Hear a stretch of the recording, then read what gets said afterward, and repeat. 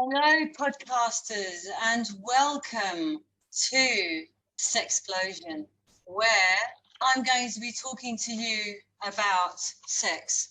My name is Caroline Chenier, and I'm your coach on all things intimacy and relationships, sex, and superconsciousness. This is my podcast teaching you about how to build strong, long-lasting, and passionate relationships. This is unfiltered, uncensored, and unexpected. In the next hour, I'll be telling you why I'm doing this podcast, why you should listen to me. I'll tell you about my story, what you'll get out of it each week. So let's start with why am I doing this podcast? Well, people told me that I should. They tell me, I was at the hairdressers and I'd be telling them stories about my shenanigans. They say, oh, Caroline, you've got to write a book. And then I've been on podcasts recently where they've said, Caroline, and the great Gary Kasulu said, Caroline, you're born to speak well. I just hope I can deliver today for you. So here I am. And so listen, why should you listen to this podcast? Well, it is honest. It is uncensored, it's unfiltered information about sex, intimacy, and it'll be about superconsciousness, because superconsciousness is what saved my relationship. It saved, in fact, if it wasn't for superconsciousness, I wouldn't be doing what I am with you today, for sure. And one of the reasons why I want to do this, because, you know, most women are in the dark. You know, we're in the dark about our sexuality. I was never told anything in relation to sex and intimacy. I was 12 years old and I said to my dad, Dad, what does erotic mean? He said, go and ask your mother. So I went and asked my mother and she said, go and ask your father. So I went and asked my father. He said, it means... That was my father's explanation to erotic. And that's the only thing I ever asked them, actually. So whether you're young or whether you're older, whether you're like my age, you know, you're going to take something away from this. And if there are young people watching this, great, because they're going to know all the things that I didn't know. And it just doesn't get spoken about. And I want to be the person who educates all of you ladies and men, because men don't get the training either. So I don't want people to be frightened of asking questions relating to sex. And I want you to be able to learn something new, be inspired, self-heal every time that you tune in. You know, and nobody can stop me talking now, can they? I'm free to say it as it is as well. So the aim is for women and men to learn something too. I mean, let's face it, when we're at school, or even our parents, they didn't teach us emotions. We weren't taught about relationships, whether they're relationships with family, relationships with work, and sexual relationships, you know, romantic ones. We're not taught about how to communicate in relationships. We're not taught about female and erogenous zones, are we? We're not taught about those things. And what happens is we end up just muddling through life. It's hit and miss, really. And so it all started for me when I was having my hair blow dried. And we would talk about what happened to me when I was going through my sexual peak. It became extremely interesting chatter for the hairdressers. I had to tell them about my escapades, exploring, experimenting, and all my experiences, everything that the universe gave to me in relation to sex. And the thing is that this whole experience gave me permission to enjoy sex. It was at the hairdressers that my ability to describe my uncensored, unfiltered adventures was born. I used to say how it was, and we had to be really careful that the male hairdressers didn't hear. They'd be all like huddled around me. And that's when they would say, Karen, you've got to write this down. I mean, they even asked me how to do things. Obviously, I'm not going to talk about it.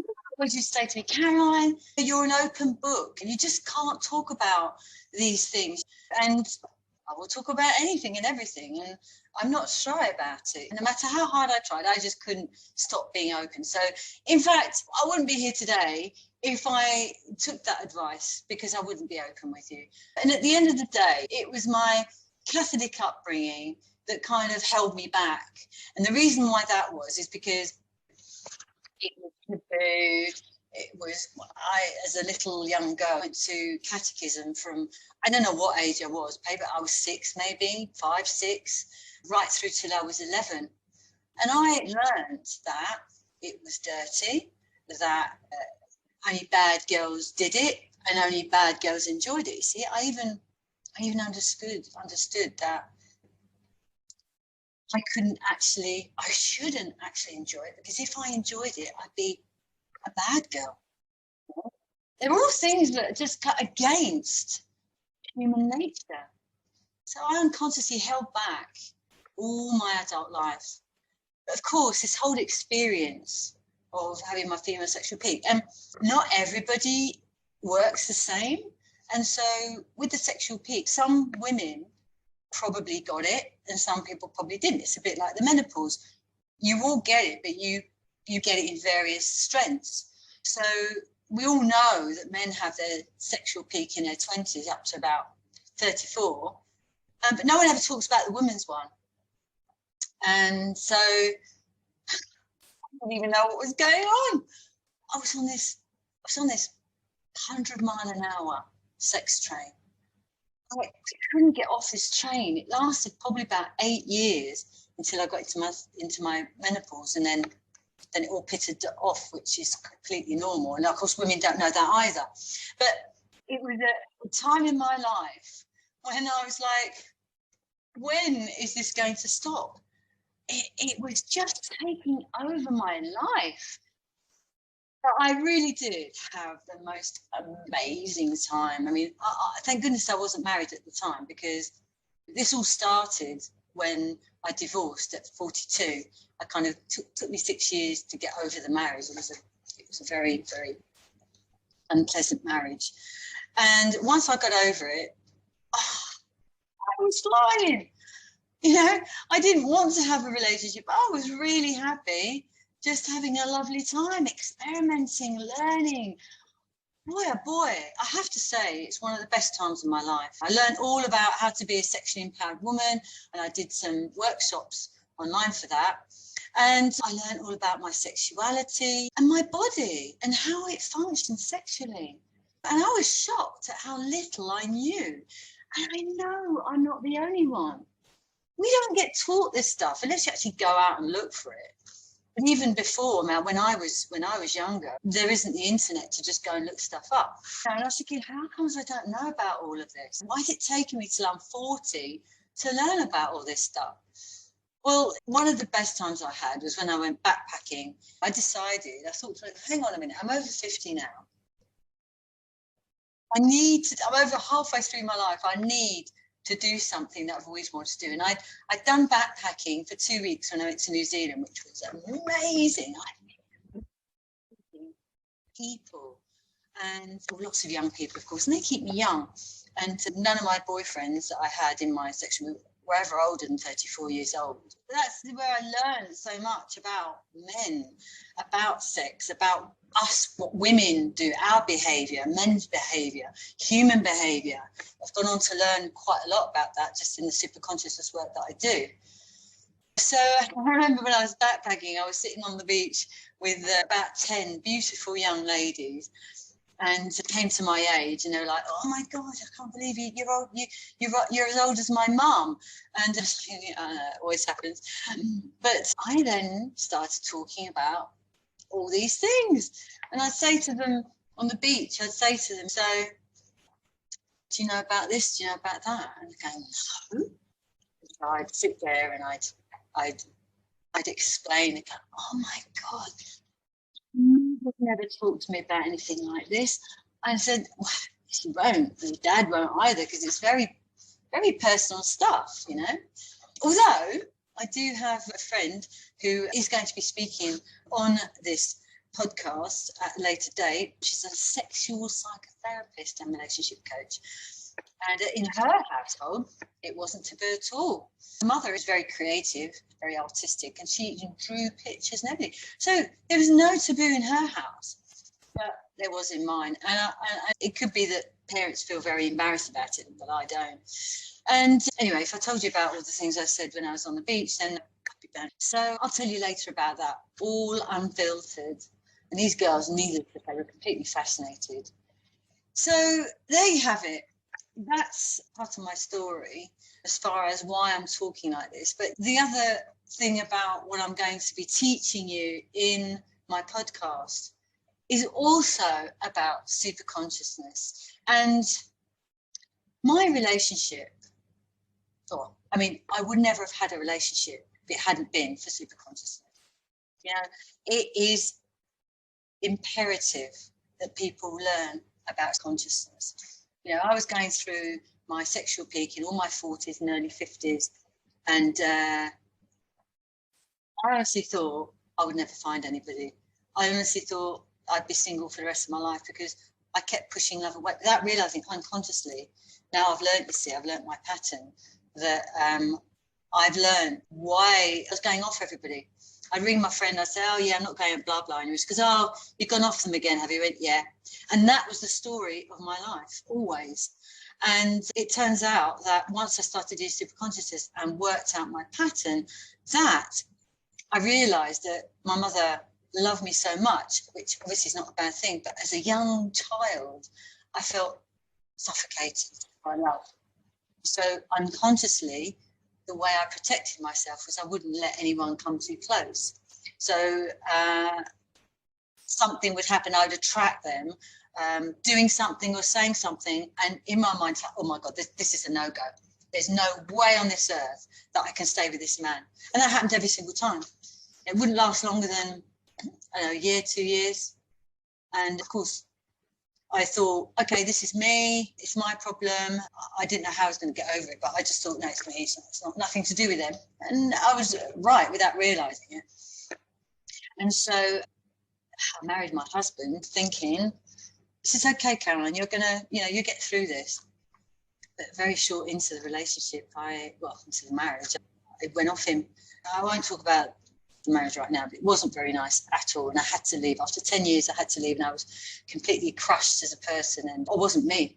And so when I came out, that's why it took 6 years, because I was quite damaged, and actually super consciousness really helped me. But apart from that, I realized that I was pushing love away. So when I met my man now, Greg, I know what is stopping me from having a loving and fulfilling relationship.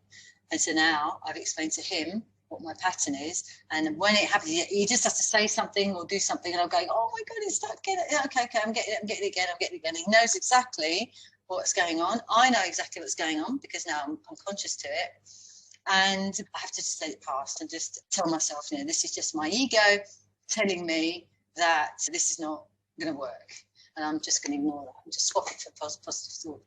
And so apart from that, super consciousness has helped me to understand personality dysfunctional traits.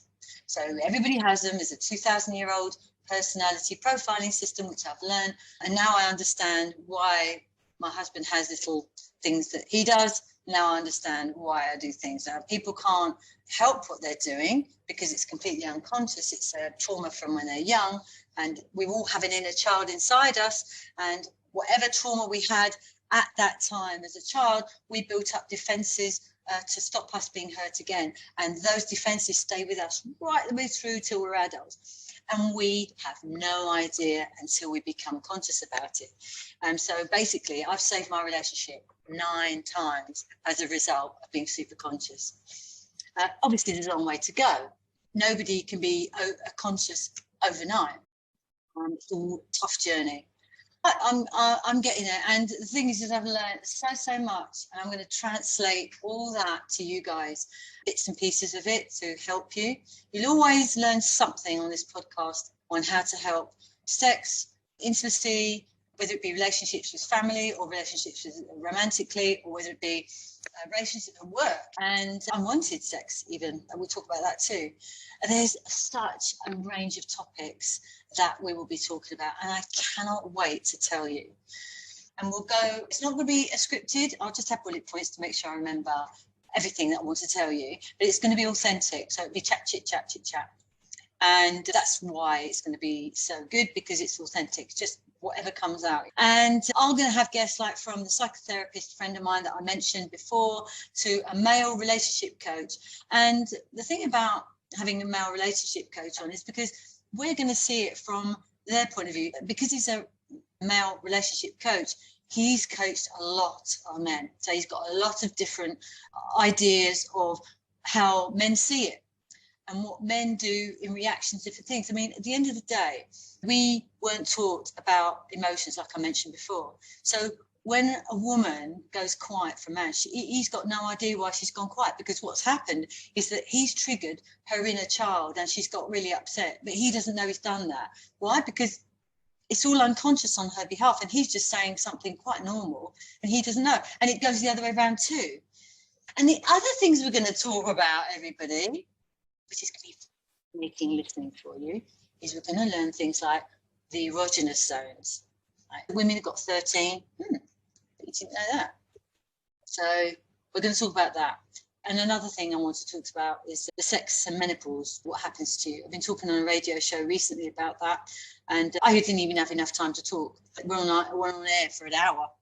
So that's going to be very, very, very interesting, because there are a lot of things you can do to help boost your sex drive when it falters in menopause. And of course, men don't understand why their wives suddenly lose interest, and there's a load of other things I will keep for that particular guest to talk about with me.